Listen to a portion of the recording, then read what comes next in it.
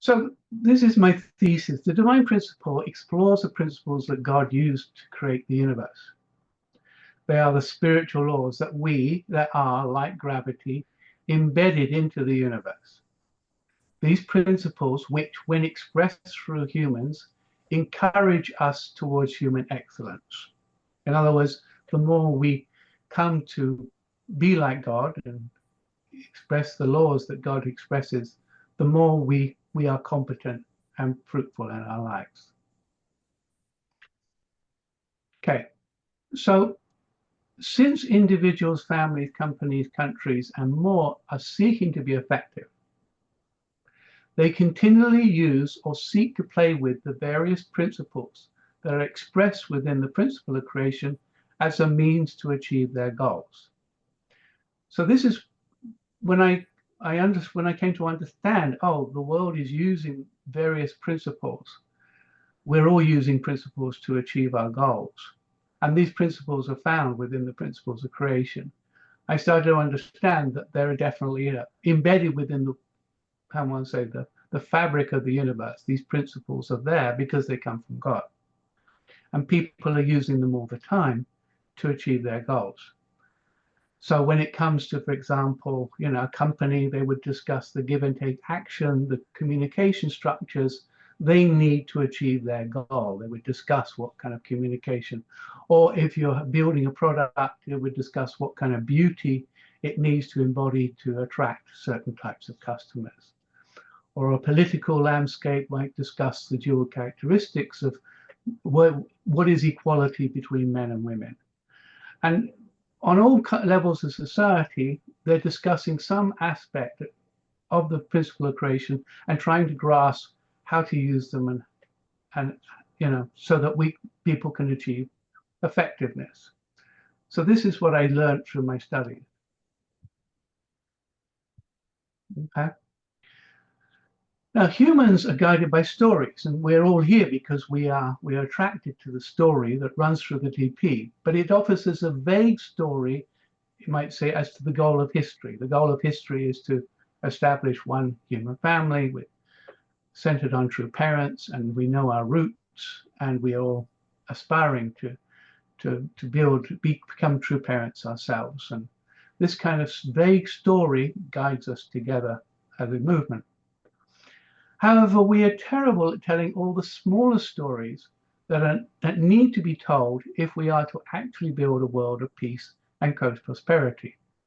So in other words, we teach the principle, but we don't teach all the details of how we haven't worked out all the details of how we actually get to this mythical world of peace and prosperity. And there's various stories that need to be told, at least several need to be told if we are going to get there. So we need to build a world of peace and prosperity, we need stories such as, which principles do we need to apply so we are more likely to achieve our goals? Okay, so if we want to be successful, we need to have what principles we apply. And if you ask Unificationists, well, which principles do we apply to become successful? Many of them will give a very vague answer, but it's struggle. We need to ask, what story will guide me to become a child of God? Now, again, if you ask Unificationists, they might come up with some vague idea like live for the sake of others, or you've got to be forgiving, or something like this. But it's not a real story in a sense, it's just some hints and tips. But this is important, this story, because the internal workings of a wholesome human being are the blueprint for the running of a healthy company or nation. And if you understand that story, then you can multiply it up, because humans are always being human. And there's also what story can allow me to picture a wholesome political framework. So if you discuss about Unificationists, that you will get a plethora, a complete range of different solutions, and we don't have a story. In other words, we talk about this ideal world, but we don't answer this. We don't use the principle to explain all the small details that we need to explain if we are actually to get there. And this is a problem, because we can't be useful in this world, we can't guide this world if we can't explain these smaller stories. It's impossible. We will remain irrelevant pretty much to history. Okay, so our task is to take, our task is to take the various principles that are expressed within the divine principle, principles that are embedded in the universe, and make stories that answer these questions. In creating these stories and explaining why they are the most effective stories available, the movement will make itself relevant in a world where many things are fast falling to pieces. Okay. So that's our goal, to make these stories. So this is what, at the beginning of the divine principle, it states this. It says very clearly, it says, in order for God's providence of salvation to be completely fulfilled, this new truth should first elevate the idealism of the democratic world to a new level. It needs to somehow tell a story of why the democratic world is the best kind of world for human being and how it's constructed. And then it uses it to assimilate materialism, and finally bring humanity into a new world. So we've got to use the principle, the stories within the principle-based stories, to elevate the democratic world, the democratic ideal. And then on top of that, based upon this picture, this truth must be able to embrace all historical religions, ideologies, and philosophies, and bring complete unity amongst them. I'm not sure about this complete unity. I mean, I don't like that sentence at all, but basically to be able to explain them and critique them and show their good points and weak points, based upon having this picture of how the ideal is built.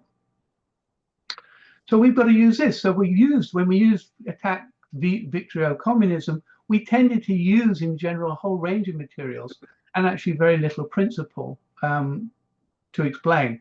And when you listen to like Settlement Project by Frank Kaufman and others, they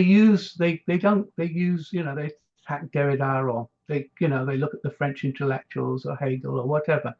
But we've got to use the principle to explain how the ideal is built, and based upon that, we can then critique, communism and beyond.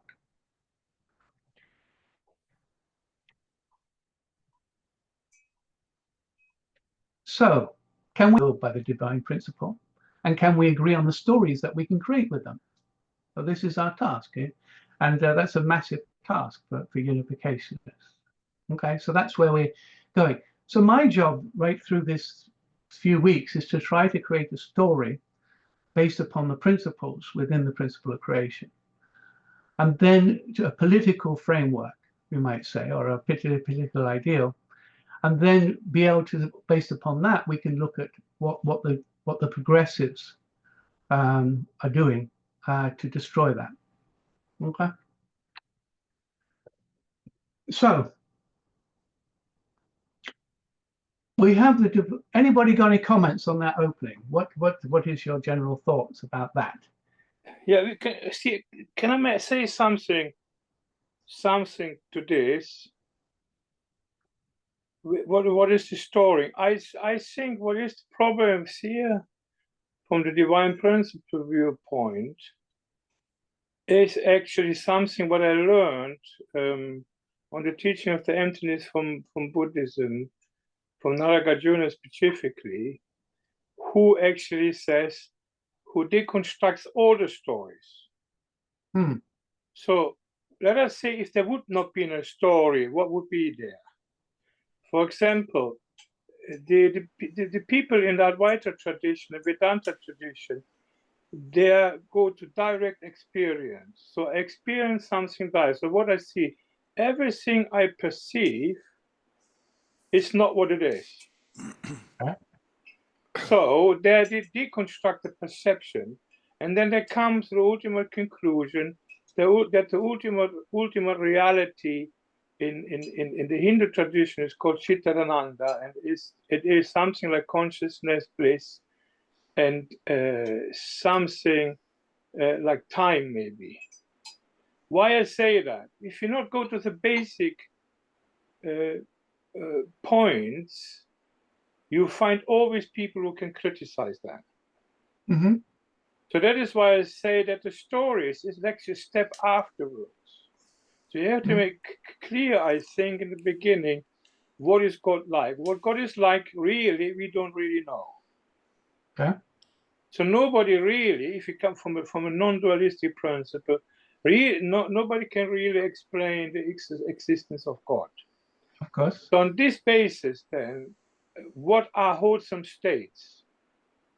And I think what is all in the Western philosophical tradition, my view, is missing, because we were very much focused on the more Greek tradition and left out the whole Asian tradition, which maybe too far brought in with the divine principles.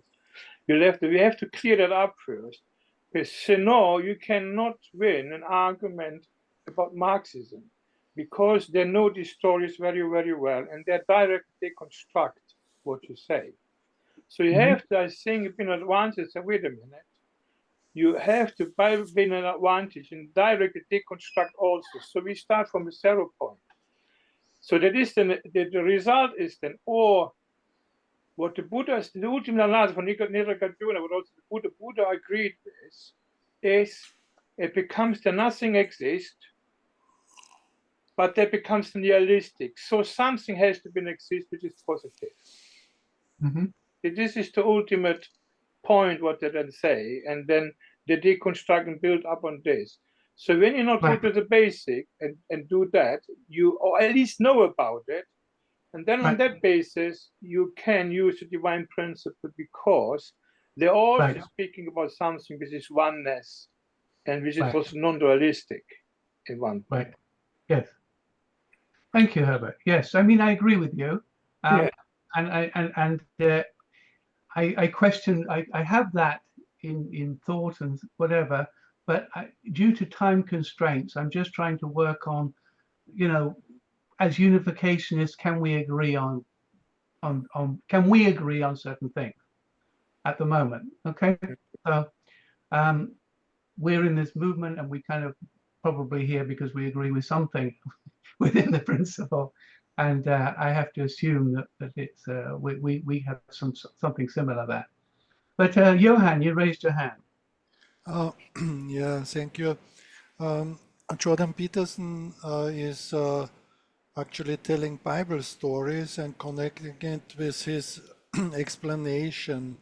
For example, this video what you sent, the sins of Adam and the true nature of Eve. But at the very end of the video, he speaks about it, and he thinks the sin was pride, basically. But and also some other stories he's using quite a lot, like trying to emphasize the conscience with the story of Jonah in the fish of the Nineveh. And so I think I remember teaching divine principle, we also expanded these stories quite deeply. And so my question is, generally, would you like to develop such questions like Bible stories to connect with our real life, like, or what stories you are thinking, what is in your mind when you say stories? This is my. Well, just like Christians use the Bible stories to build up a philosophical framework to live their life by. Like they might use Jesus's life of sacrifice or caring for the poor, or they might use the story of Job when going through difficulties, etc. They use various stories, and different Christian denominations bring out very different stories based upon their vision of what Christianity is trying to say. I'm trying to build a story based upon what's in the divine principle. Yeah, not on biblical stories. I'm trying to say within the principle, there are stories that can ultimately guide us with the fundamental principles, which we can see elucidated in real life, in people's real life stories. But we're looking at what the principle says and how we can construct a story from those principles. So that's my goal. I'm interested in what the principle says, and if we can bring it into some kind of order, different kind of formats, then we, in many ways, I see it rather like the principles are ingredients for a recipe. And you can take different ingredients, different principles, and construct a different certain meal. And you can take different ingredients and you can construct a different meal. And the principle is a bit like that. You can take some principles to explain the political worldview. You can take some principles to explain how you build a good marriage. You can take some principles to explain how you achieve your goals in life. And you mix them around in different orders to create something which is juicy and tasty and delicious. And you say, oh, this works for me. Okay? So I'm interested in, can we agree what the principle's saying? Because if we can't agree, then there's no hope for us. Okay? Okay, shall I move on? Okay, thank you, everyone. Okay, so we start off with what we know. So the beginning of the, I would say, the heart, you might disagree, of the political framework, you might say, or the philosophical framework, or the story that we tell ourselves is how we build a constructive life, comes from this 3 blessings framework. If I become a fruitful individual, strive to become more fruitful each year, blessings are more likely to come. If I can bring my fruitfulness into my marriage and seek to improve myself as a parent, blessings are more likely to come. And if I bring my fruitfulness into the economic realm and try to build a business or do well in my career, master certain skills, and we take care of creation, then blessings are more likely to come. So this kind of, this is how society ultimately gains fruitfulness and starts to flourish based upon this kind of framework. Sorry, Steve, Yes. don't you need to start a bit earlier than this? I could do, as I said, I could explain earlier, but I thought no. What I mean is, let us say, but there are in all religions, there are some things what all religions have in common. For example, but also in the introduction of the divine will, the search for happiness, the teaching of non-violence, and that God has to be positive and good. So I think that has to become forth. That is already a lie on top of that, isn't it? Yeah, there's lots of stuff with the nature of God, and we in the divine principle, we talk a lot before we get to this point in the principle. Yeah. I catch that point. I'm just trying to take some aspects of the principle and see if, because they're essential to understanding progressivism. And I'd like, some thoughts on those things. Yeah. So I know I'm jumping lots of things. I'm really sorry. And I'm diving straight in to this framework, because this framework is the thing that I believe that we can most clearly understand progressivism through. And that's my goal, is to come up with something. This is what the principle says, and this is what the progressives are doing to it, undermining it. So I'm starting with the basics of this framework. So basically, yeah, we kind of, God divides, and we are mind and body unity, and our goal is to use our body and our mind to grow our mind and develop our body, so we can achieve and become fruitful. So one say fruit that is useful for society, fruit that is delicious, create something good, creates energy that is positive influence on society. There's lots of ways to explain fruitfulness, but the Bible talks about becoming a temple of God or a child of God. If we grow, blessings will come. If we do that, blessings are more likely to come. And the principle then goes on to explain, if husband and wife marry and nurture and protect their child and with God's love and love each other. And you bring your fruitfulness into your marriage as a couple. You manifest the unity of masculinity and femininity within God, so your children can see the fullness of God. And if you do that, somehow blessings will come not only to you, but to society. And the third aspect of if I bring my fruitfulness into my work life and learn to manifest God's creative energy, and I can feed my family, house my family, blessings are more likely to come. So basically, would you agree? Yes, I'm just asking this question. Okay, so can we agree that the principle is saying that the following: if humans seek to channel these norms, these three norms, then society will flourish? Is this what the principle is saying is the basis for a wholesome society? Do we agree on that? Can we agree that this is what we're talking about?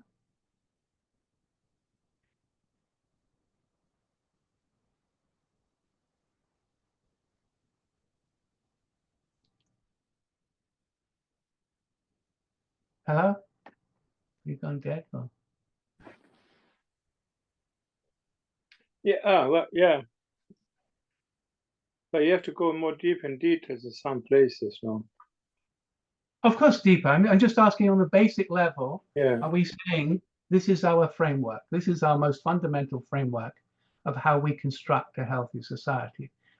It's impossible to build a healthy society if people aren't being fruitful. It's impossible if somehow children are nurtured and protected, and it's impossible if we don't know how to feed our own families, and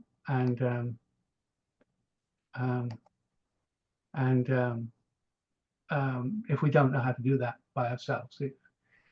But basically, is this the fundamental framework that we're working with politically?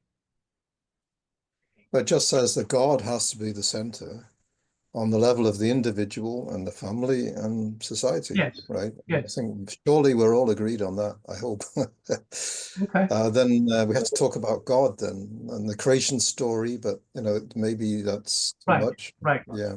Actually, we can use the Bible. We can do it like Jordan does. He does it, Yeah. Yes, he used it so well the other day. It's just so beautiful, explaining how we parallel God. But I'm looking just at the principle. I'm just really interested in what the principle says. Okay, so we basically agreed. Okay, that's a good start. Okay, now we move on. So part of the section which ends with the three blessings is the give and take action. So give and take action basically says when two entities come together based upon God's will and form a common base, their interaction creates three types of positive energy. Okay, and it says it labels them existent, action, and multiplication. Okay, so we can say the atoms are created by God. He brings together protons and electrons, and so we have the existence of an atom. We have the properties, the internal properties of the atom, and we have multiplication, which means that it somehow has ripple effects and it can do more than just itself. It interacts with other atoms and it creates a universe, etc.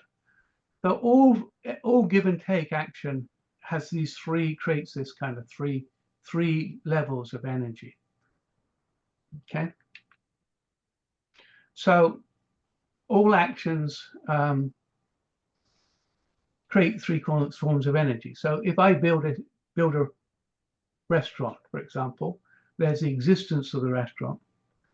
There's the actual running of the restaurant itself, but there's the ripple effects out into society of the restaurant.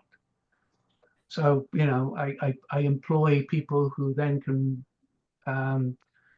pay for their house, and I pay the bills of people or the farmers, and I might, with other restaurateurs, create a upmarket part of town, etc. There are multiple ripple effects that might come from me running the restaurant, but it could be negative. Also, I could not bring godly principles into the running of the restaurant, and treat customers poorly, not pay my bills, etc., and have a negative ripple effect. So the principle says that all give and take action creates three kinds of energy. So one can think about the ripple effects and the energy that's created by us creating mind and body unity, centering on God, and the outcome of mind and body unity of working is rational thinking. For example, we have an idea and we test it in the physical world to see if it's actual reality. We have a theory. We have an idea and we try and construct that idea and see if it works in the physical world, and that gives us learning and teaching, and we become more clever because of that process. And common sense is. What about the emotions, Steve? Yeah, well, we can talk about that later, okay? Because emotions are connected with perception. Okay, so we'll have to deal with that later. But also, mind and body social trust is built through mind and body unity. It's if a person promises something with their mind, I will see you tomorrow at 2 o'clock by the station, and they turn up, we trust that. Or if we sign a contract and the boss keeps the contract and pays me, then social trust is built. So it's the base. It generates the mind and body unity, generates the energy which allows us to construct a society which is based on rational thought and social trust, and that allows us. Not experience that emotion trumps always rational thought. Okay, well, Herbert, we can talk about that later. I really like. All right. I promise you. My wife is always on about emotions. Okay, so I'd love to hear what you say about that, because it needs to be added there. Maybe it needs to be right. So because of this, because it generates trust, social trust, and rational thought, then our attempt to be fruitful, our striving to be fruitful, leads to the continued existence of my community, the sustaining of the good in my community, and it lays the foundation for future development. So this is how existence, action, and multiplication pans out as we strive to be fruitful. And if I'm not fruitful, if I desire to be lazy or ineffective and unintelligent, then my community life will disintegrate. It will be hard to sustain the good, and future development is probably lost and you go downhill. So by striving to be fruitful, we generate these three levels of energy. And the same can be said in the marital family. We call about the natural school of love. On average, it is the place where the child is most likely to gain the competences that will allow it to become a fruitful member of society, and therefore generate positive energy. So because of that, again, the second blessing generates positive social energy. It leads to the continued existence of community life. Of course, you need children to continue the existence of the community. You just need them, and we're not having enough of them, and there's a lot of worries about the negative effect of that. The sustainability of good by nurturing and protecting the children, we sustain the good in the community life by focusing on that, and it lays the foundation for future development, because we want our children to have improved lives and development. And so by that focus on nurturing, protecting children, we generate positive social energy. And the last thing is we hear, of course, as we participate, we develop ourselves. and bring our fruitfulness into our careers, and so we can feed our family. The economic benefits generates energy, and it leads to the continued existence of community life, the sustaining of the good in my community, and lays the foundation for future development. So we can see in the economic development continually and things like this. So, okay. So can we agree that the three blessings, if we live them out, generate positive social energy? They all generate energy which allows the continued existence of my community, the sustenance of the good, and the foundation for development. Can we agree that if this is what we can channel, that this is most likely to? Yes, I agree. Yeah. Yeah. Okay. Now, why is this? Okay. So why is this important? Why is this important?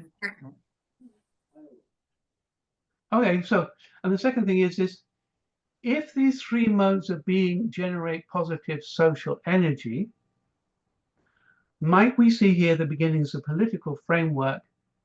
The state is to support there to support these goals. In other words, if the state in some ways can help people become fruitful, in some way support the family so that they can best protect and nurture their children, and if they can develop people and the infrastructure so that economic people can use their skills to build useful products. So a political framework involves the state being involved in these three primary areas. Would we agree with that? That would be sensible for a state to get involved in that kind of these kind of areas in some way, along with other aspects of society, of course, with media or faith communities or whatever. But if we're talking about politics in general, in my opinion, this maybe touches the topic of education and for the first place blessing. And first blessing like education and family, in some sense, ministry of family. In each country is different. In Austria, we have a family ministry who is operating and paying 500,000 euros per year for the sect office, and and the economy basically, economy. And at the moment, I cannot see that the government is really seriously dealing with these things because they are more interested to get re-elected, and I think the awareness in the public is not enough for these values. It's more for transgender basically, and that's why you can see in the election results it's reflected still. The bad politicians basically get again re-elected more or less, or if they don't get re-elected, they make a coalition with the losers, like in Austria.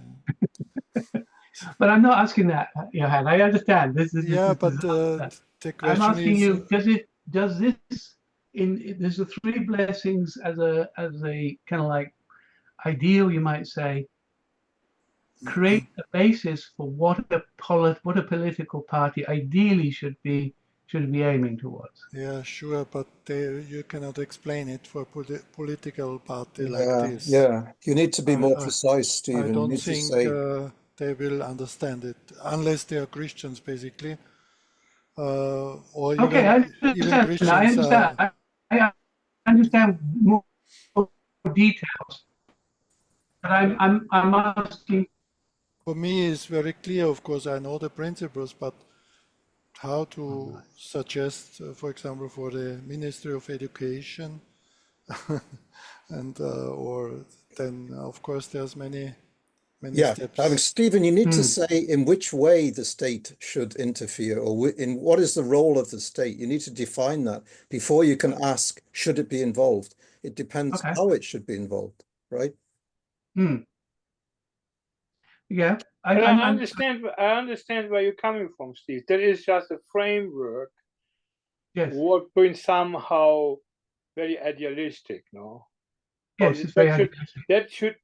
If everything would be good, what would the state do? The state would support the fruitful individual perfection, fruitful, and then the children, and then support the family, and society would be function according to this kind of framework. Right. Yeah, I agree. So you have to have some kind of framework like that, because even if it's quite idealistic, and then you have to find ways to bring that to fruition somehow. Right.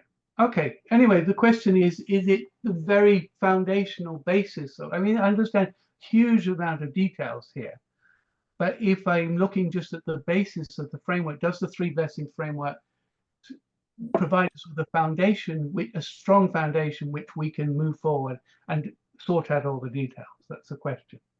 Yeah. In my mind, it does. Okay. Anyway. The basic thing is the four position foundation and everything, no? Yeah.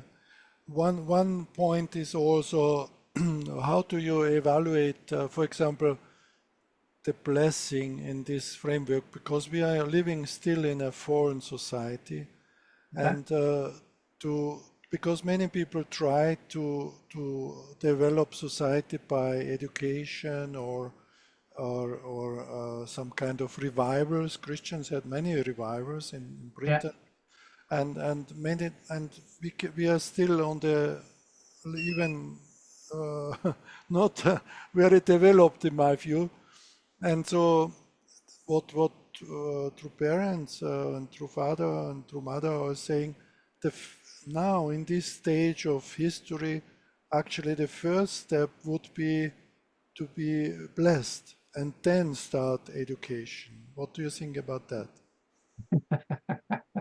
Yes, maybe that's a valid point.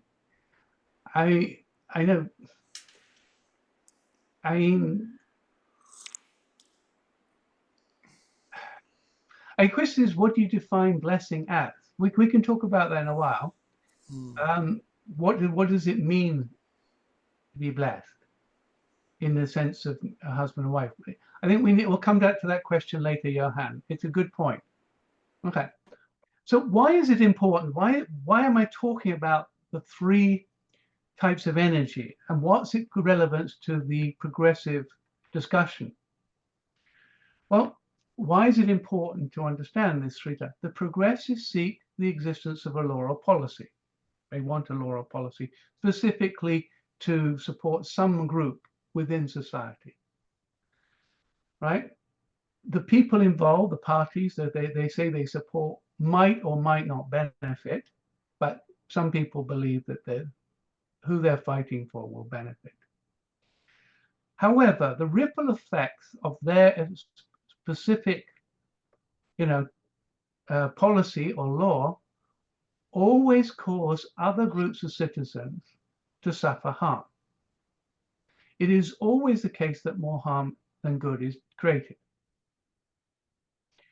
So some people feel drawn to support those who derive the benefits, the group that the progressives say they're supporting, but they can't see the ripple effects. And others see the long-term harm to many other groups of people. And it becomes a culture war, because some see the future damage to the other groups of society, and others don't see the harm. They have, they're only on the level of the existence and action.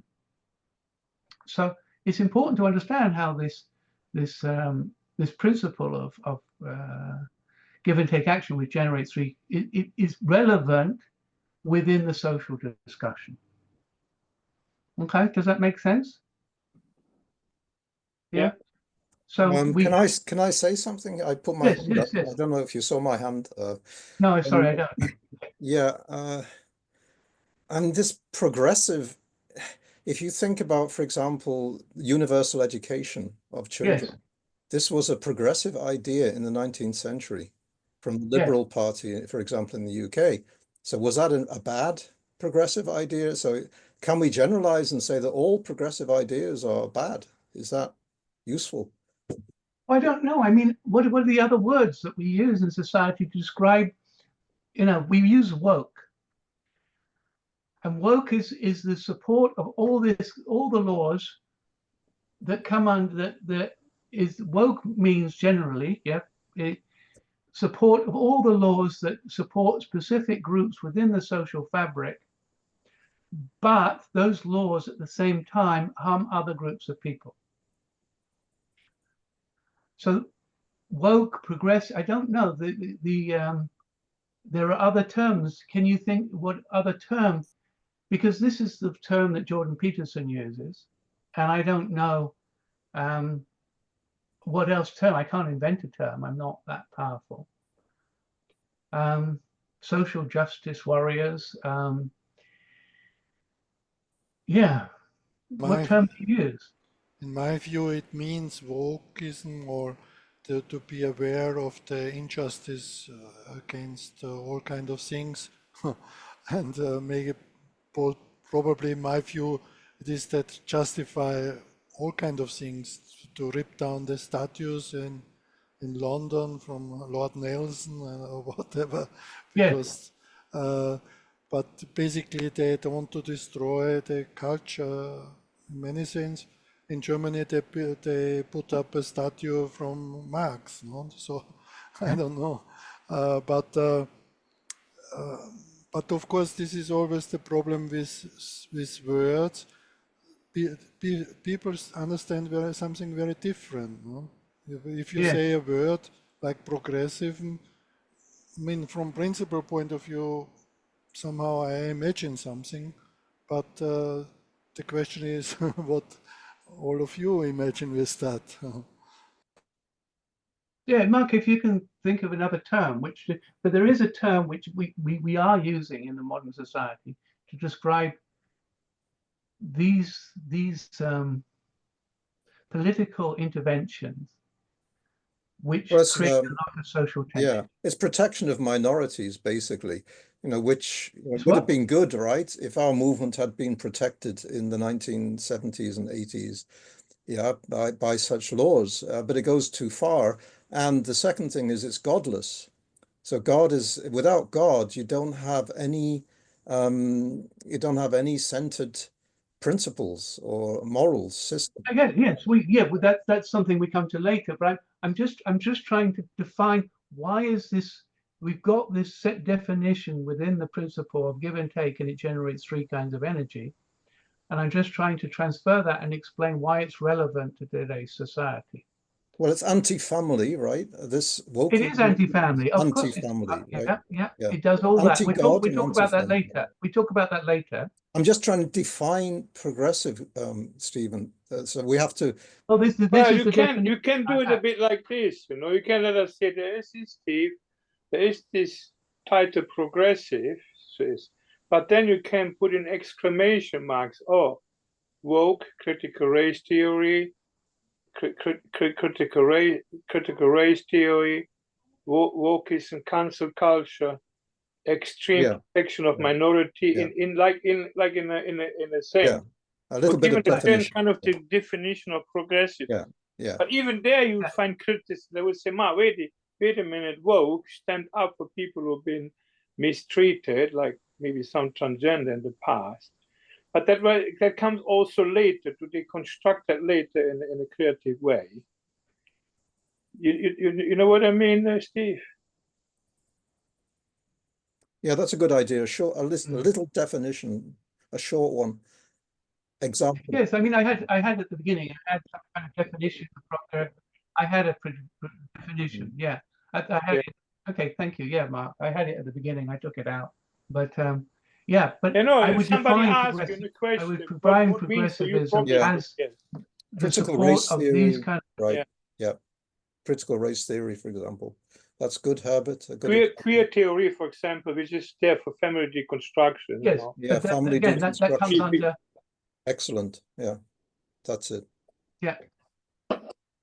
Yeah. I mean, okay, but can you understand what my definition of progressivism? Can you understand it? Yes, we understand. Yeah, Does it make sense? Yeah, Yes, we right, understand. okay. But some people, So- most probably see progressivism had also their good points. yeah. But That is it's why okay it for an becomes internal. complicated. Yeah, internal presentation is fine, Stephen. Just if you're going to present it in public, then obviously it needs more definition. But for us, of course, we understand what you mean. Yeah. Yeah. Yeah, right. Of course. Of course. Yeah. Yeah. I'm what I'm trying to do is link certain sections of the principle, certain principles which are mentioned there, and explain, use them to connect within, with the deconstruction. Okay, so next one, the social purpose of the three blessings. Okay. Now, the social purpose of the three blessings is to be fruitful. We write it in the principle. When I strive to become a fruitful individual, this is the place where both I and society are most likely to receive blessings. There's a merging between my own desires, my own goals, it's not that just society benefits, and society doesn't. But when I strive to become fruitful, it is a place where the whole benefits and I benefit at one and the same time. And we can also say that's the same for the second. When the second blessing is to multiply, it's not on the basis of, not the foundation of husband and wife, but it's on the basis of the child. And when spouses strive to create a loving environment where they can protect and nurture their biological children, this is the place where both they and society are most likely to receive blessings. In other words, in striving to do the best for the children, we are most likely to be blessed, and society is most likely to benefit from stable children and children who can go out into the world and create constructive families.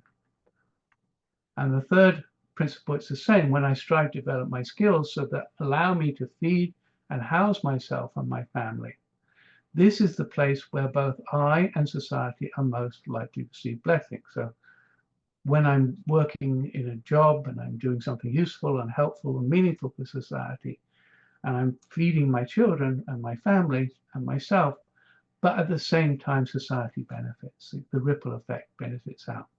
So this three social purposes of the channeled through this this unity of at the bottom here of the feed and house my family.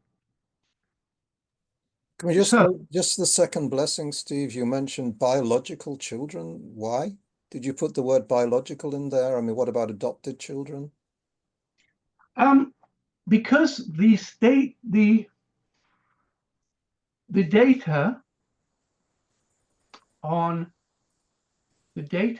children who are, on average, we're talking on average, yeah, on average, the data on children who are raised outside the family, the love and protection of their biological parents, is that the children on average have worse outcomes than biological children.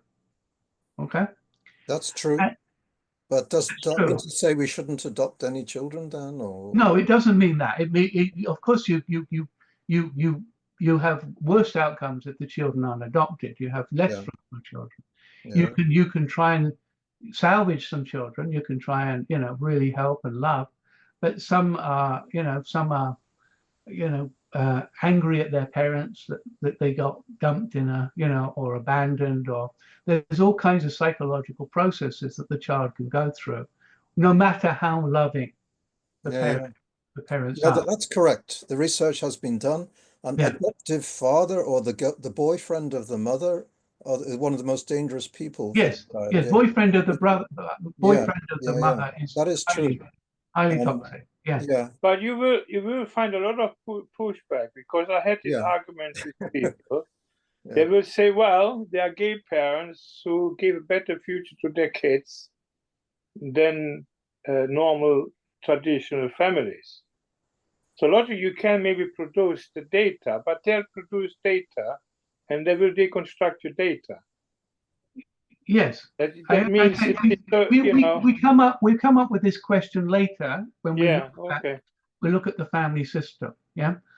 I'm just trying to look at what the principle says. Also, you will find a backlash in our church, because we have Jacob's children and we have Gibbs children. Yes. So, in fact, I know that because I have Jacob's children and they felt a bit disadvantaged compared to blessed children, So it's a very delicate language. It's a very difficult thing, yeah. Yeah, delicate language, Yeah. But on average, the children who are, if you're raised by both biological, you have the best chance of living a fruitful life. Also, illnesses and everything else, yeah. Yeah, and it often has very little to do with the quality of the father and mother in some way. Of course, it's important, but of course, there's the psychology of the child and being separated from its. But it's also genetic data too. That's also true. Yeah. Okay. Anyway, so basically, we have these three central.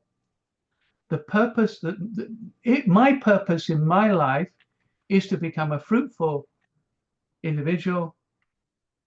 This gives me a goal, which at the one time blesses me and blesses society. To get married, if I'm going to have children, to marry and to protect them and work on protecting and nurturing my children through loving my wife and creating. That's my. By doing that, I'm more likely to have the best family, and society is most likely to benefit. And in my own life, if I strive to feed my home, feed myself and my family, develop my career, things like that, society that. So this gives me a goal, three goals that one at the same time blesses society. Steve, that's a little bit too little, I think, for the third blessing. Just, what does it say? Can you just go back to the third blessing? Feed and house family. I mean, the principle talks a lot more about society and talks about economy, and all of this comes. Of course it does. Of course it does. But that's I'm not debating that. I'm just saying, as a personal, how can I build a constructive life that one at the same time benefits me, more likely benefit me, and help society at the same time? I'm just referring to this central goal. If I'm working to feed my, family, and at least I'm not dependent on other people. Yeah, you partly you partly go to the point where it seems that the state takes over, and then you've been dependent on the state. No. Yeah, and that doesn't help us. It doesn't. Yeah. Constructive society. Yes. Yeah, but you can't have a healthy family without deep relationships with society or community, at least. Of course. You can't have healthy communities without the family. That's the fundamental. I mean, everything is based upon that. Anyway, but there's these three social purposes, and it aligns me with the health of society, and it gives me, and of course, if the family can expand out into my extended family, church community, and other things, and they can all help. But if the family structure capitulates, then the other things are a struggle to struggle. Yeah. Well, yeah, of course, but without the community, the family cannot develop properly, right? That's true, but without this central husband and wife being there to support, then community is really hard. So we see, fractured communities when we see fractured families. Yeah, of course. It's an outcome. So they're the three things. So does the principle infer that if humans are striving to channel God in these three different ways, no better way to build a flourishing society? These are the fundamentals. If you want a flourishing society, is the principle saying this is what the very basics that we have to work on? Is that what the principle is saying? Yeah. Of course, yes. Yeah. You know, this we believe from the very beginning, I believe. But of course, we can see in this world to make others understand this point is not very easy. No? Hmm. Okay, I'm just asking if you Well, think I'm not so sure about that. A lot of people, at least in Great Britain, support actually the family. yes, So they have a hint of it. yes. Yes, because I know that, I had to do a lot with social service because of the illness of my daughter. And they prefer that the family can really look after because it doesn't cost money to the state.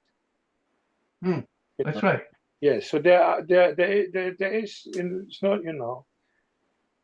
biological. They're destroyed in a sense because they bring all this transgender ideology and LGBTQ in, and then it becomes extremely complicated.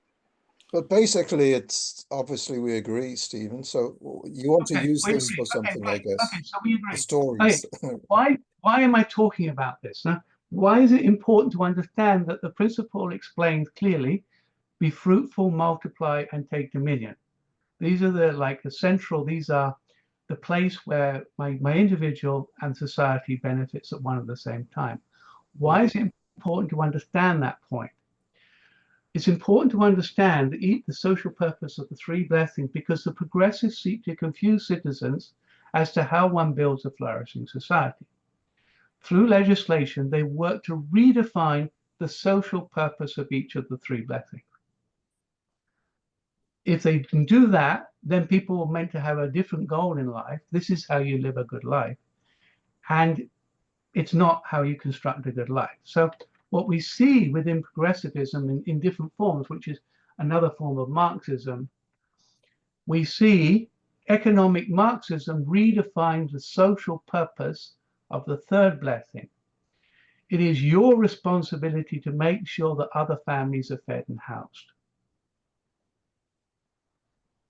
Basically, communism is, you have to work hard, and if some people are less well off, it's your job to make sure they're fed. That's your job. In the redefining of the social purpose of marriage, it moves from the being a child-centered, it's your job to look after and nurture your biological children, to marriage is primarily about adult happiness. And then when we move to the first blessing, it attacks the first blessing in a variety of ways. The transgender issue is basically the reality of the physical world is not important when it comes to the creation of a fruitful individuals and the building of a flourishing society. In other words, the law can neglect the physical body of people, which is the foundation, as we said, for rational thought and social trust. We can neglect that and still build a flourishing society.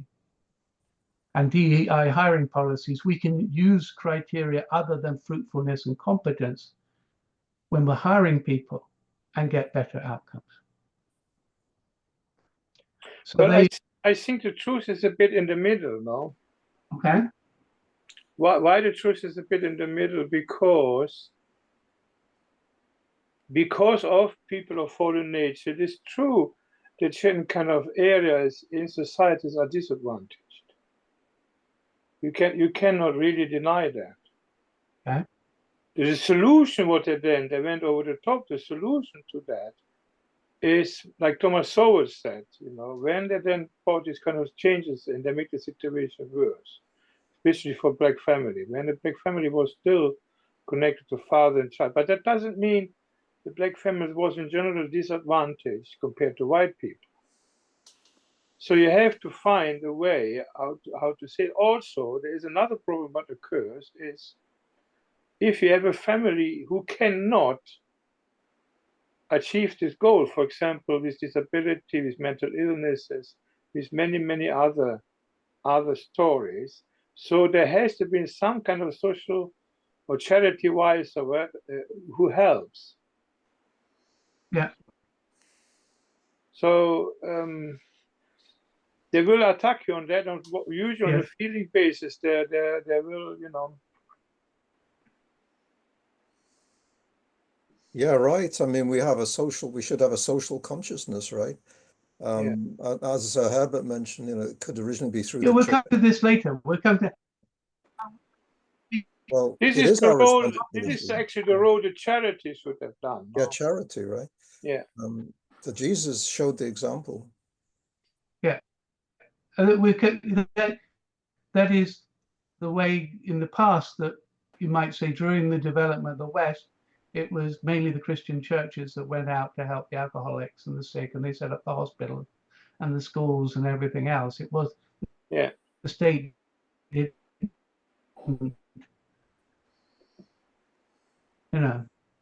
get involved.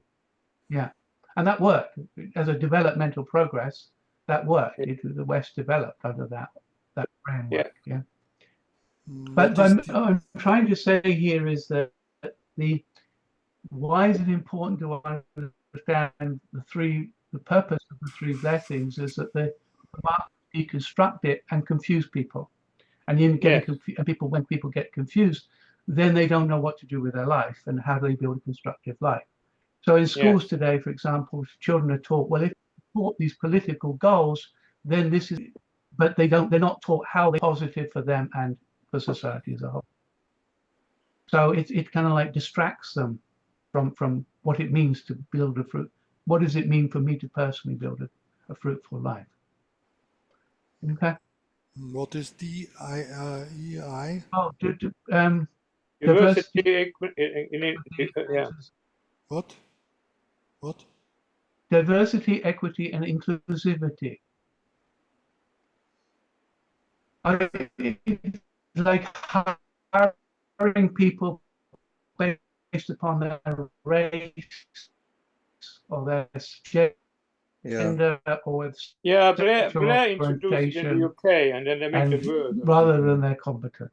Yeah, so companies are forced to introduce it. So right? It was not a big problem in the beginning, but it became because political groups used these laws. But more and more companies big advantage. Yeah, I think the sustainable goals of United Nations force people to make stupid things like in America making advertisement with transgender people for a beer. Otherwise they don't get fundings from the BlackRock. Yeah, there is DAI, a lot of it. Because they have implemented the rules in the United Nations. They sound very nice, sustainable goals, but in reality, they are forcing companies out of business if they don't do certain things. Yes, it weakens. We agree. I mean, universities do this hiring policy now, and you end up with less competent lecturers and less competent outcomes for society. But luckily, a lot of companies are fighting back because they've worked out that it's really the educators who come in and do this stuff create more division than help, and it creates more harm than good. So this is the point. Yeah. It creates more harm than good, and the transgender issue does exactly the same, and so does the redefining of the social purpose. Yeah, when it's done through law, but as a kind of like to raise people's awareness, like give a fair chance to women, give a fair chance to disabled people. It's actually a good idea, but if you force it by law, then it becomes very problematic. That's right. That's right. So we talked about earlier the progressive push through laws. Demanding this. That's not to say a lot of companies don't have good-hearted people who say, I can see a space where I can help these people. And so a company owner can find space for appropriate spaces and not harm their company in doing so. Okay. So we're at we're 1 hour and a quarter. We've got these internal workings. We quickly go through them, hopefully. So when we assign internal workings, we assign internal properties to all nouns. When we say a tree, we think about branches, leaves, roots, creates oxygen, things like that. Restaurant, food, waiters, etc. Well, this comes under the section, because we live within the principle, we do this automatically, and it comes under the section of action, the properties of the atom, you might say. So unificationists talk about this, we're meant to be fruitful, but we're really, really bad at telling the story of how you become fruitful. We don't explain what it means. We don't look at the internal workings of a fruitful person, take it apart, so you can look at your own internal world in some kind of framework and manage it for more positive outcomes. We're extremely bad at telling this story, and because of that, we can't really become effective and help our own members become effective. But beyond that, we can't help society how they can become effective. Yeah, how can we become temples of God? What does that look like internally? Some kind of model that we can work with. So we can talk about develop community protecting core values. For example, so we have the 10 Commandments, which are the last 5 are all there to protect the community, and so people can get on with each other. We can talk about how can I develop myself continually through mentoring, coaching, training, education, so I can be more fruitful as a human being. I can talk about my ability to work with others, my ability to act responsibly, my ability to be creative and thought, my ability to nurture other people, help people to a new level, or set up systems to protect myself and others, and help people who are in need, and so there's a whole range of different skills I can develop there. There's the fundamentals of relationships, learning to give into relationships, to be appreciative of the people in our families, in our lives, learning to, when we come through relationship difficulties, to find our way through that and come back into appreciating each other and forgiving each other when things go wrong. We can talk about healing wounds from the past, things that happened in our childhood, or things that happened in our nation, which still gets passed on down, or and so we can develop emotional well-being and improve our ability to not be angry or resentful or these kind of qualities. So there's a whole range of different things which we need to kind of be working on and put that into kind of constructive models so that we know we're heading forward. Okay. And Well, then you focused on character building, basically character development. You focused on character development here. yeah, But the other aspect of the first blessing is our relationship with God and yes, our spiritual life. And for example, prayer, worship, and all of these things, they're equally important to character development, right? okay, yep. I mean, the idea is that you can do that within a faith community, or some people are not faith community, and they can still pass on core values. No, not in a faith community, in our family, primarily. We should develop those spiritual. Yes, yes. With God, yeah. It's good to see. I think, Roger, these are all stuff I think somebody can learn. You have these things with mindfulness, also certain kind of Buddhist practices and so on. And what is I think, but that has to be done in the framework, as you explained, of the inner workings. Why? Because I remember once you said that sometimes some loving kindness and compassion can be misplaced. For example, if you have a child who has transgender issues and you've been helpful and kind and want to support, and then the entered person changed their mind and blames on the parent. Well, you supported it, and now I have problems.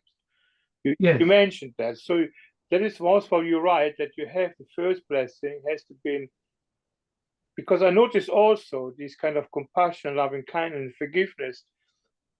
It's very in the moment, even in churches and in other communities, and sometimes it's actually misplaced. Yes. To justify certain kind of political agendas without them even knowing it, they're doing it, and making it worse. So that is why it's right. The first three blessing has to be an overhaul. You know what saves you from that. You know. Yes. Yeah. What is fruitful within the context of the three blessings, you might say. Yeah. Anyway, just as that, there's an internal workings of marriage. That what can a husband and wife do that actually ends up protecting and nurturing their children and getting the social outcomes they actually desire and society would like to desire from them. So the principle talks about refrain from premarital sex because we don't want children, without their father or mother there, and it doesn't help us as a society. The marital promise is to be there for the future child, stay away from infidelity, grow as a means to solve marital conflicts. Conflicts is there to try to show us what we need to grow, and keep love alive through daily acts of service, appreciation, and affection. And there's a term, absolute monogamy, which was termed by, what's his name? 1934, Unwin. And he looked at societies that created great cultures, and he found out that the most important thing was refraining from premarital sex, and that by doing so, they could go on and create great civilizations. So, but anyway, these are internal workings that all work to protect and nurture the child. And then, if I'm going to feed my family, I need to be free to offer my unique gifts to the world. I need to be free to get work or build a company. I need to be able to keep most of the money talents can generate, and I need a protective legal system.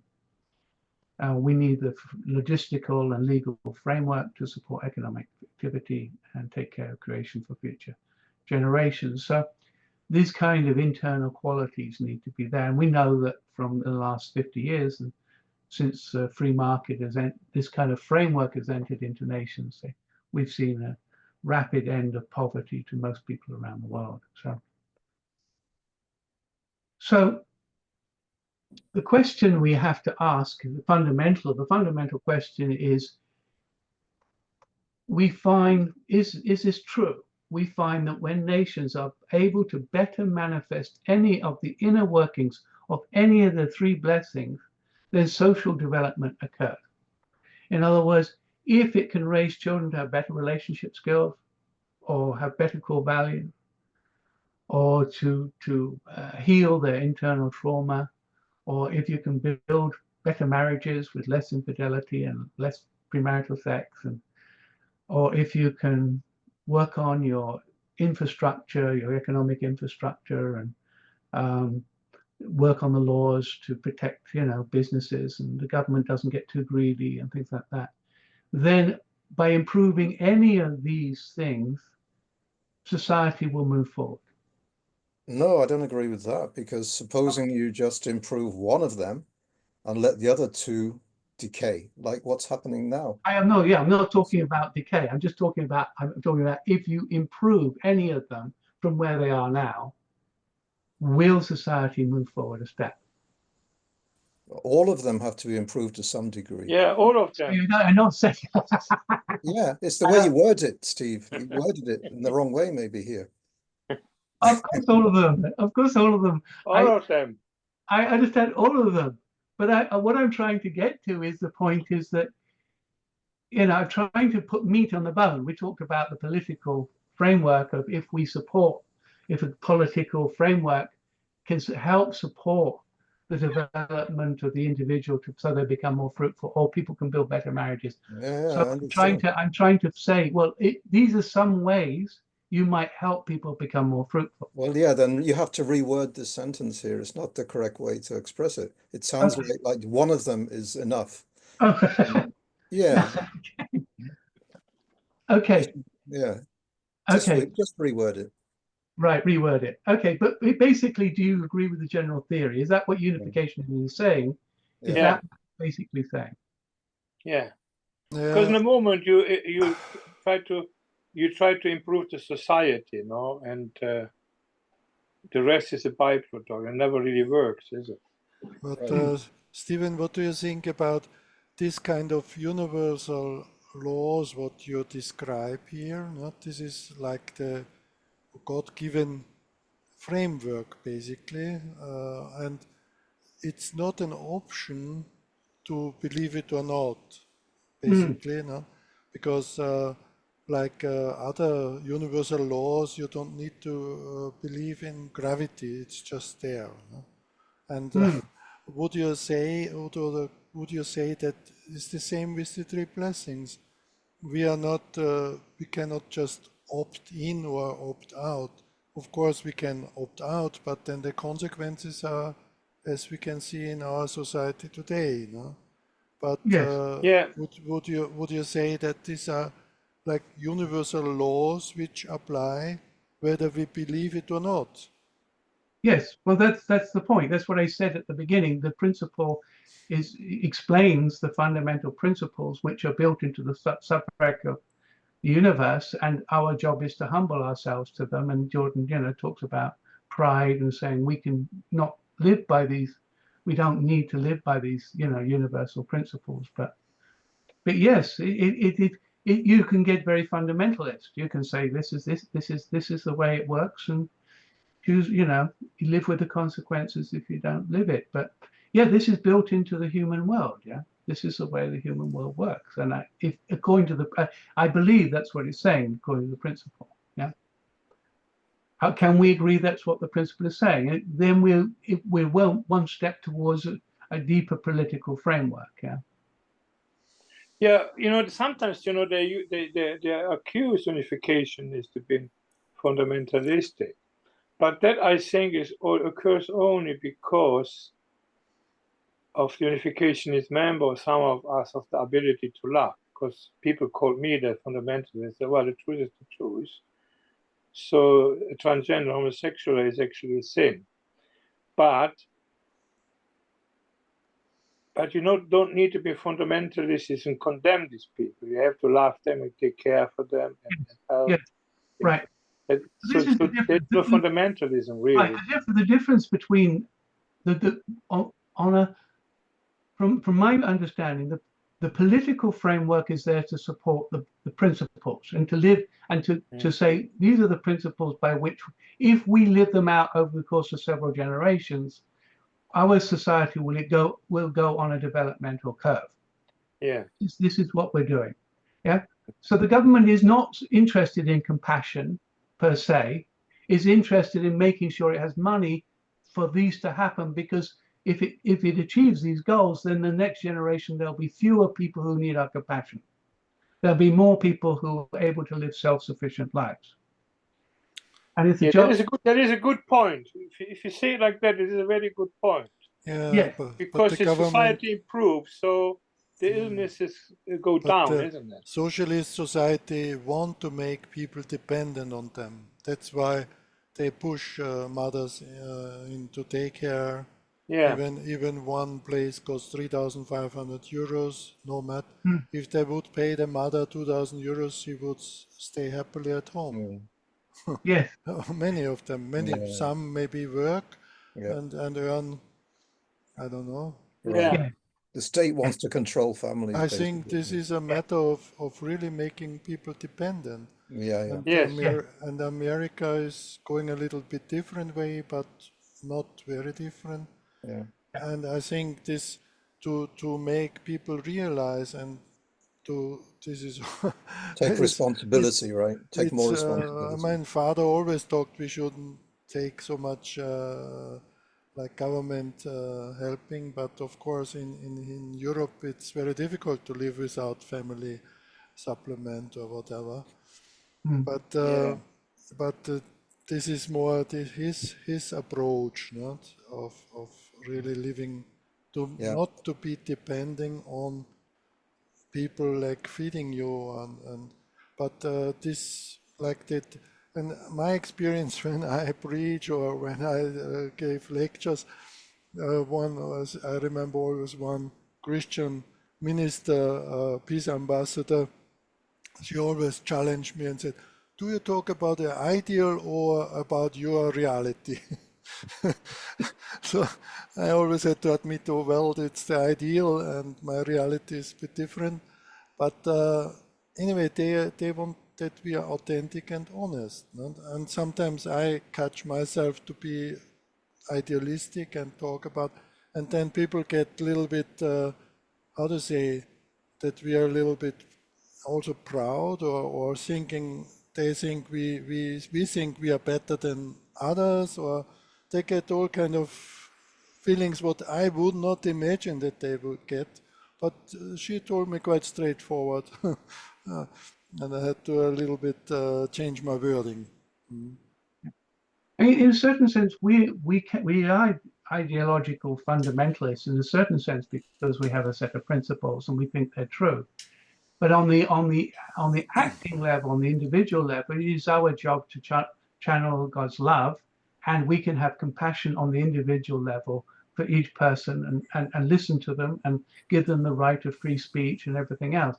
It's not the same with the progressives. Yeah, the progressives are, in many sense, they say they're the compassionate ones because they care about these people. They say because they want to pass these laws, but when it comes to people who don't agree with those laws or whatever, they become lacking in compassion and they can't listen, etc., etc. So they are more fundamentalist, far more fundamentalist than. Well, I think what Johann is saying that people might feel judged Of by course, this ideal, Yes. so we have to be careful how we express it, right? I think that's a good point to but I'm express judged by it. I that mean, way. to be honest, yeah. I mean, I meant to build a family of true love, and sometimes that doesn't work out, and sometimes my ethical or my behavior is maybe not the best. Or Can I just ask a different thing? When you say God, of course we all agree, we all understand what we mean by God as unificationists, but obviously, as Jordan Peterson says, God is anything that you put in the highest position in your life. That's right. That is God, right? Yeah. So that's a very general term, but okay, for us, it's clear what we mean by God, right? It's a God of love and with the principles of creation and all the rest of it, right? Yeah. I mean, we can go back and we can say, well, God, if this is the best that humans can do to gain blessings, you can go back to this framework. Where is it? You can go back and say, well, if this is the best way to achieve, fruitfulness in my life, then somehow the internal workings of God must be something in these areas. Yeah, it has. We cannot just invent this out of blue air. There must be something within God that comes down through this, and the Bible kind of tells these stories of this kind of God who's tries to nurture others, or who's creative, or who expects community, boundaries and things like this. But who can know what God is? Yeah, I mean, you have Muslim extremists believing in God too, right? So of course you do. Of course you do. Yeah, but Muslim extremists also believe in a family. Yeah. So there's similarities, even yes. So what I think to deal with Muslim extremism or with other extremism is maybe a discussion apart, but they then justify violence. You see, because they justify violence to become the purpose, and then you can pull the Quran apart and say, wait a minute, it's nothing to do with violence. God is not violent. Well, they're saying, well, in the Bible, God was also violent. Well, that is debatable. But there are other thought systems, like in Buddhism, they're absolutely against violence and so on. So you can actually have a good argument with Muslims about it. And then you praise them for their family values, you know. Yeah, I think Yeah. there is also another level of violence, which is violence of words, not like in the and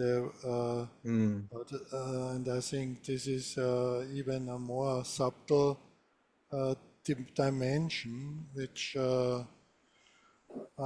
one psychiatrist in America I like very much, because he showed that many things what we say sometimes are violent, actually. Even they sound nice, but by saying you are like this and you are like that, it's already maybe not so very nice to say about another person. No?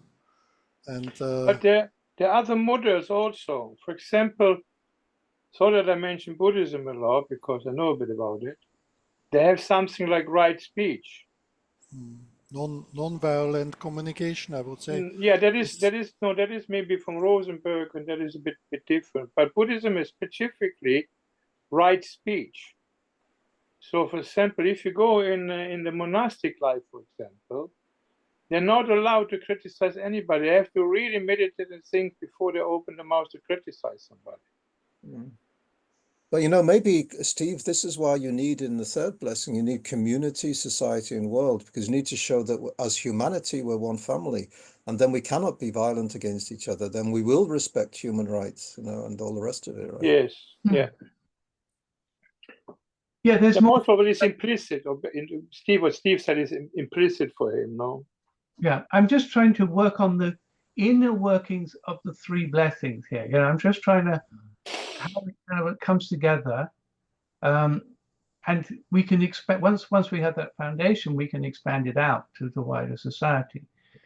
But if we don't, my belief is that if we don't agree on the fundamentals, then we can't make a story. Yeah. Yeah, obviously we agree on those anyway.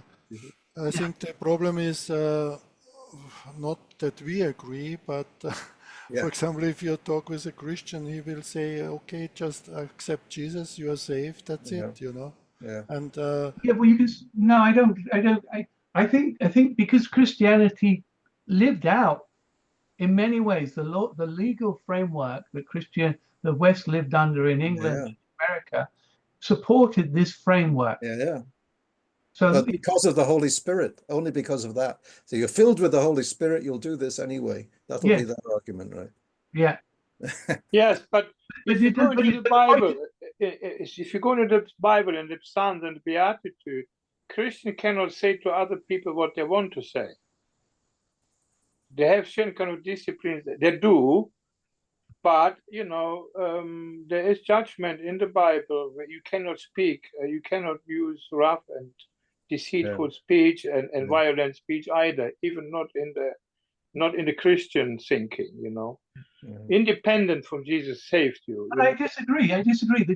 There must have been, as before the age of we're losing these principles, there must have been, because this is what, you know, if you look at the England during the time of its development, the family was, you know, people expected to marry, they expected to have children, they expected to stay together. There was education going on. There was church education every week. Everybody went to church and listened to forgiveness and things like this. And there was, you know, laws which protected, you know, in general, people's personal efforts to build companies and things like that. And so the Christian worldview gave rise to this. Do we have any players? Do we have a player? But anyway, tell us a story, Stephen, based on this then. Give us an example story. That would be interesting.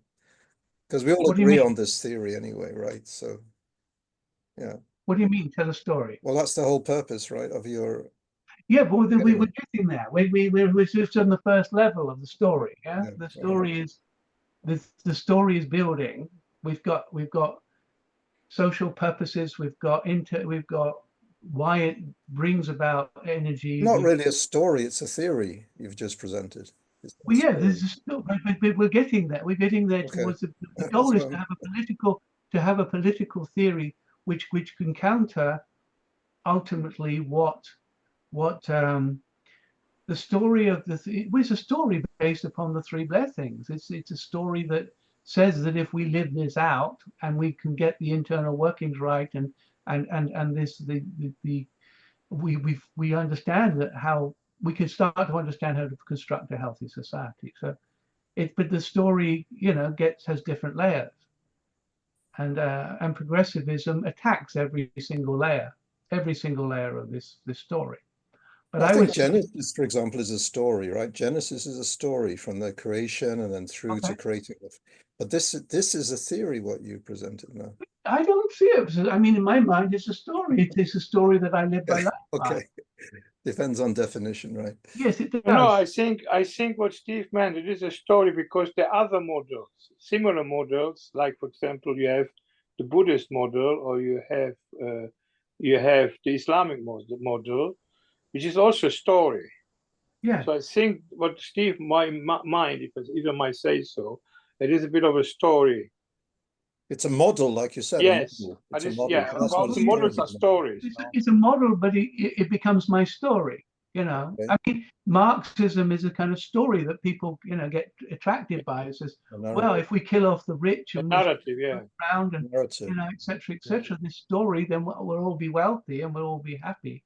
It's a story that people tell themselves. You can believe a story or you don't. It is a theory, but in practice, people in their own lives, they take it as a story that how they think a healthy society is constructed. Yeah. Yeah, it's interesting. I think to pursue a desired goal, and I think only way getting kind of like I'm saying all of us and I always experience certain things which made my how to say ideal coming true, no? In certain areas. Yeah, So that's the story. Yeah. it somehow and of course meeting some people from many other countries and could see that it doesn't depend on nationality. Everybody can experience God, can have spiritual experiences, can see the three blessings in practice, even of course not completely yet, but and I can see I met a lady from Argentina. She came especially to Austria to the George Soros University in Vienna to the religious study institute there, and because yeah, somebody invited her, and she said she met UPF, and the most attractive things what she thinks about Unification Church is the blessing. Yeah, she's not a member, just had a few contacts with us from Argentina, and she thinks, well, she finds this such a beauty to see our blessing, yeah, our Wonderful. blessed, Anyway, blessed life. Yeah. it's time to finish and move on. I mean, basically, why do we talk about the internal workings? It's because progressives constantly seek to attack the inner workings of the three blessings. Yeah, whether it be higher taxation than is healthy for society, whether it be freedom of speech, or whether it be the family system, sexuality, open sexuality, whether it be trying to make people resentful rather than grateful, etc., etc. Yeah. And so by attacking each of the inner workings, society becomes weaker and weaker, fundamentally. Yeah. Okay. That's right. So that's the end of today's my attempt to somehow expand out what the three blessing framework is trying to propose, and then a little bit explain. We'll talk about it more later. What we to some extent we must have had some of this framework happening in the West while it was developing. There must have been something happening on these three levels, otherwise society wouldn't have been moving forward.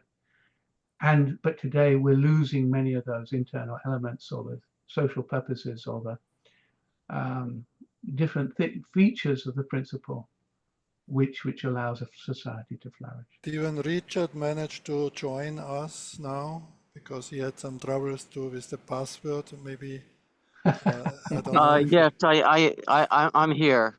Hi, Yeah. Richard. I'm here. I'm nice I'm to see you. We're sorry. just but I'll post it online. I'll post the video. All Maybe, right. Thank you. maybe You know, some- Steve, what I like at it, what I'm liking on your description is, for example, when we teach the divine principle, it's not much different what you actually somehow said. But the wording in the divine principle was directed to some kind of Christian thinking, was written of the providence of restoration and so on.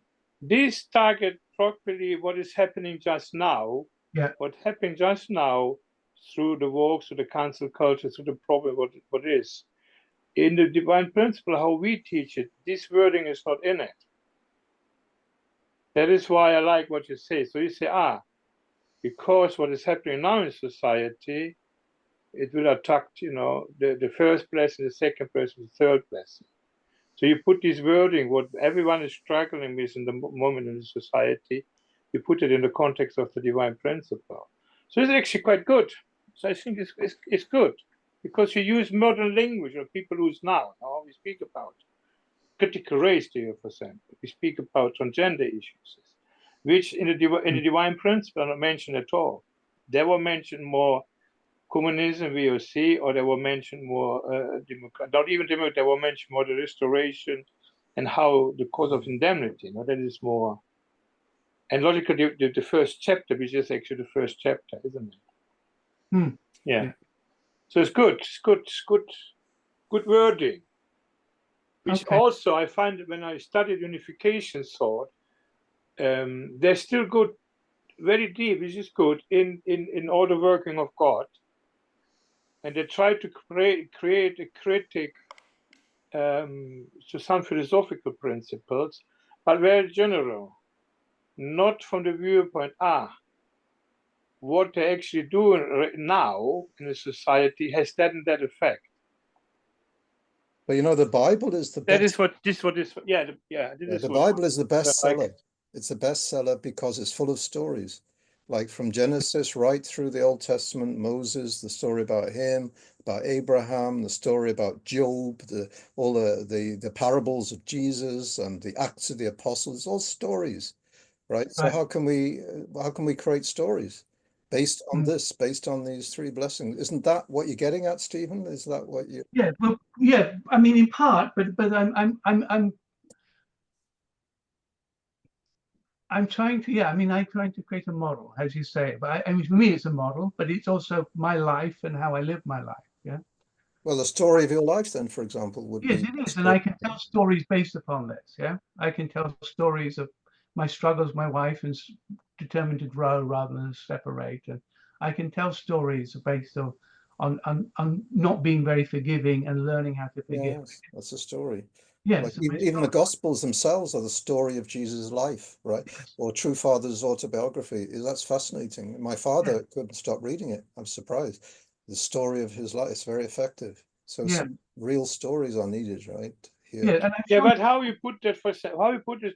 Let us say you mentioned the problem of transgenderism and the things. How you put that in a story? Well, the problem is LGBTQ. How you put that in a story? So you have the law itself can redefine can violate the principle of mind and body unity. Yes.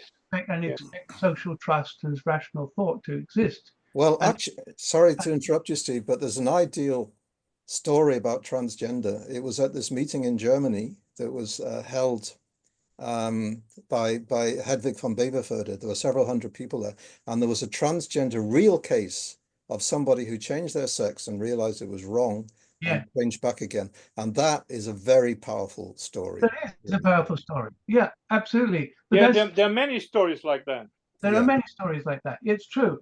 But you always find the person who didn't change back. So that's not the story. The story is, does the state have the right, as a few people have the right to violate the principle of mind and body and violate social trust and violate the rational thought, and Yes. therefore bring your universities to crumble down and to disintegrate social trust on a huge level. And do a few people have the right to do that? No, of course they don't. That's a principle, isn't it? Authoritarian. Yeah. You're talking about a principle, aren't you, here?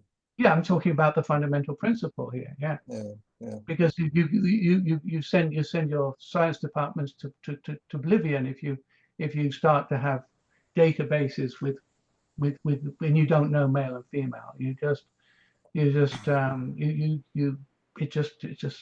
And women, just equality of women disintegrates and it all falls to pieces. So there's no right for society for a government to bring so much devastation on for the sake of compassion of a tiny group of people. But also they're telling stories. They're telling the stories, for example, sex is a social construct, is a story. They're telling story, well, the white is privileged, is institutional privilege, unconsciously racist. It's a story. Yeah. So we sing a story that is actually false. Yeah. It's not true. It is a bit like this. Yeah. The only way to answer this is say mind and body is the basis of social trust. And each of these stories they try and tell, you have to go back to the fundamental principle. And you say you violate that, and you will see the negative consequences later down the line. And it is the case. Anyway, it's the end. It's really the end. But I hope, Steve, you know about James Lindsay, no? You know about James Lindsay and New Discourse? Yes, James Lindsay. Yes. Yeah. Yes. Okay. Yeah. Yeah. Interesting guy. Yeah. Yeah. He writes stories against. Okay. Anyway, next week, if you can come back, I'd be most grateful. If you feel this was a good start and saying this is how we expand out the principle into a workable political framework or a story, and we will continue this development next week. But I'd really be grateful because the discussion's been helpful. So thank you so much. Well, thank you, Stephen. Thank you to you, Steve.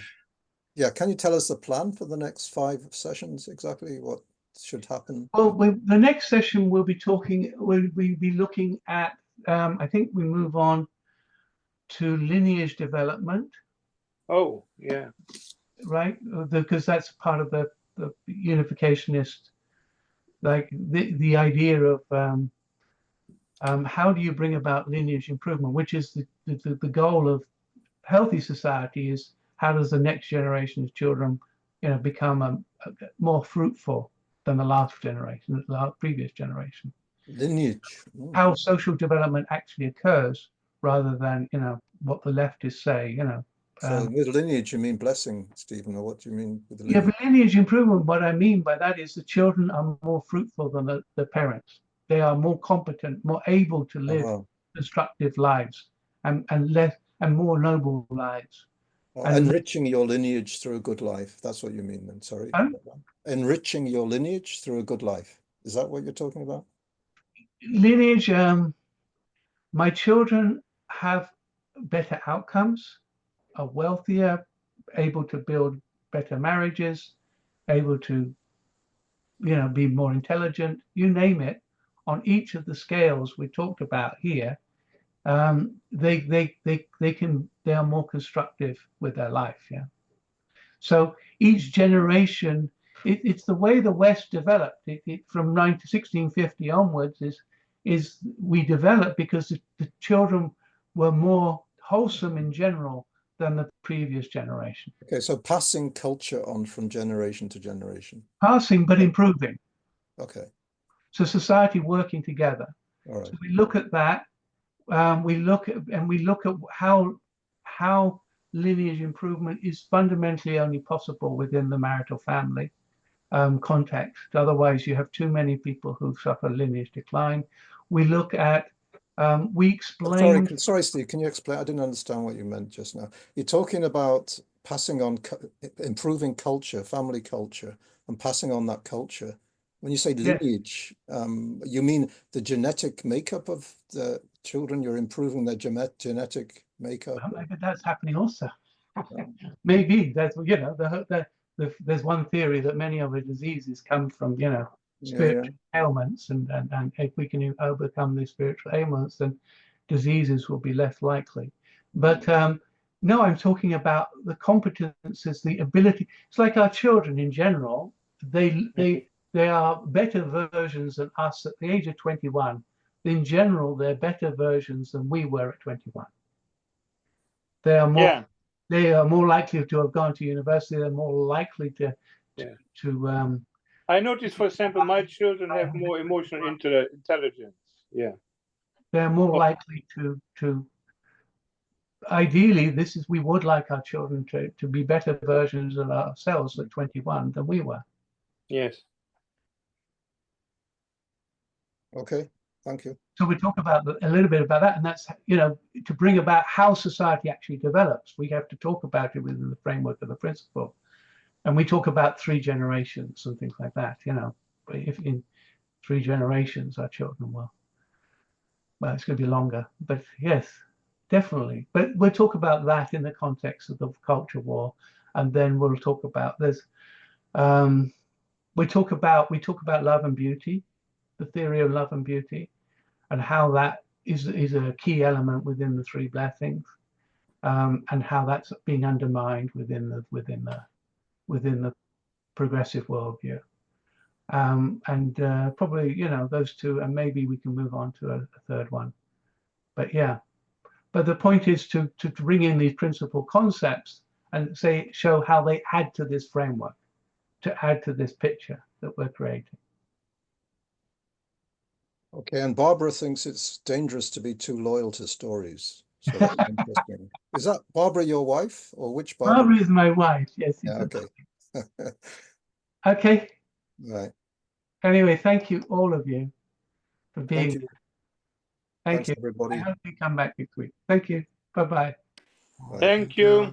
Thank you. Bye-bye. Bye-bye. Thank you.